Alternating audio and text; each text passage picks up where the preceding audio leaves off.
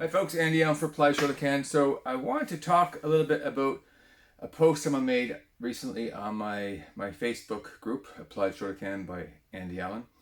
And I thought whether I should do this or not, but because maybe there's a risk of me coming off as a know-it-all and pretentious, and that's not my intent. But I thought maybe for some people this might be an educational experience. And I can say that because I came from a mindset where this person is coming from now, the person who made the post. So first of all, let me read the post to you.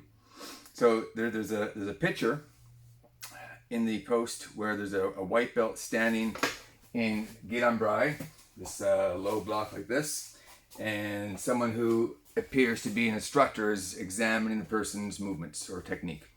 So the post goes like this. Something crucial in karate, especially within the JKA, becomes visible in kata. The turning, for example, from position 9 to 10 in Heian Shodan, or actually in all kata, is often executed as one continuous movement towards the gedan barai in Zenkutsu dachi, step 10 in Heian Shodan. So just let me show you the movement he's talking about. After the third upper block, rising block, you have a big 270-degree turn and move like this. So this is the movement we're talking about here. He goes on to say, what is very important is that during the turn, you quickly face the opponent frontally, and this happens in the middle of the rotation. So for me, that's the first red flag.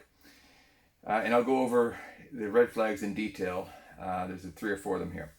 When moving from movement 9 to 10, there are essentially 2 movements. And again, he's talking about that turn from the agyuke, the big 270-degree turn into the low block with the left hand. A quick turn where the left hand is high near the right ear and the right hand is low to protect the gedan area or groin area. Again, that's a red flag for me. This creates a split second for you to assess the upcoming attack. Kind of a red flag there as well. And B, the other part of the movement, to then reach step 10, that's the low block, the gedan barai, you pull towards the belt with your right hand, Hiki, generating energy for the gedan barai and a strong step forward into Zenkutsu dashi. That's obviously a red flag for those who know about Hiki. All too often this preparatory step is missing. Again, this chambering motion he's talking about, causing the entire technique in step 10 to become unsteady, weak, and slow. Whether moving from 9 to 10 or movement 1 to 2 or any other transition, this principle of preparation or starting the engine for next phase of a step must be present. Okay, so let me go over some thoughts about this. And again, I know I'm really hoping I'm not coming off as being a you-know-what, but I think I can speak about this because this is the mindset I used to have when viewing kata and the kata application, because I was part of the JKA and the branch of the America's branch of the JKA was, or one of them was the ISKF, both of which I don't belong to anymore. And since those days, I've moved on, I've evolved as a martial artist, and I've come to realize that a lot of the things I was taught from those traditional Shotokan organizations, well, they're just bogus. So let's outline these red flags here. The first one was quickly turning to face the opponent. So again, just to refresh, we're talking about from here, the opponent is over there, and I'm quickly turning to face him. All right, so let's think about that.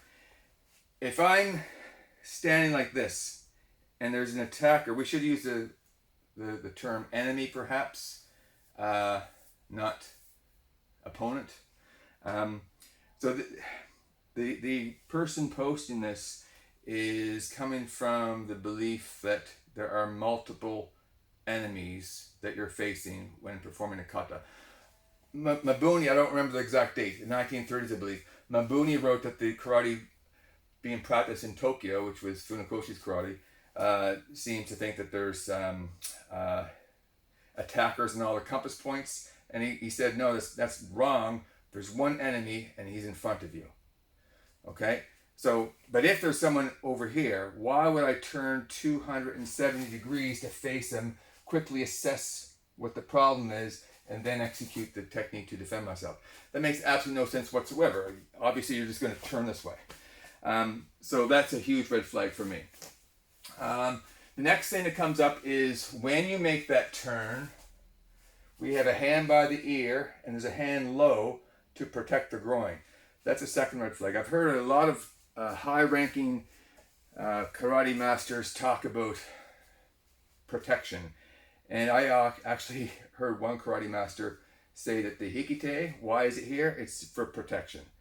And to me, to say this is to protect the groin is as silly as saying this is to protect the kidneys. This is not to protect the groin. It's a big motion, the chambering motion in a gedan barai. If you're using hikite correctly as a means to control a limb and pull, this is grab the limb. I'm getting ready to pull the limb or control the limb as I hit or throw or whatever the case is. Next red flag. So when they say split second to assess the oncoming attack when I'm here. Okay, so I like to think of kata, the movements in kata is not as a reaction. This is important. The movements in kata I don't think are a reaction in response to what the enemy is doing to you, but instead it's what you are doing to the enemy. All right? So I'm not responding to that oizuki or that front kick, whatever. I'm doing something to my enemy. I've already grabbed him, perhaps pulling them and smashed the groin.